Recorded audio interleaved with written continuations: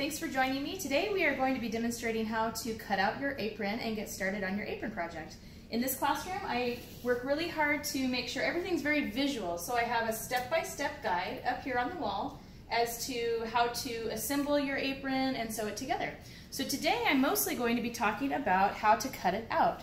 So what you're going to do is you're going to take your pattern, and this is only half of the pattern. So you lay the half of the pattern with the fold on the edge where the arrow is pointing to the fold, right here.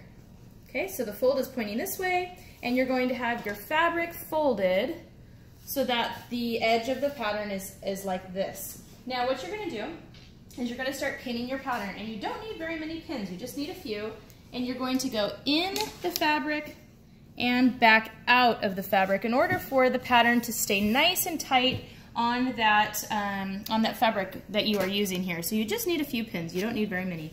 Now when you go to cut out your pattern, make sure you do nice long cuts and make sure you use really good sewing scissors, and that'll make your life a lot easier. So you're going to take your scissors and you're going to cut out the pattern with nice long cuts all the way down and around the pattern, making sure that you don't cut into the pattern itself because that will actually ruin the pattern. So cut all the way around the outside of the pattern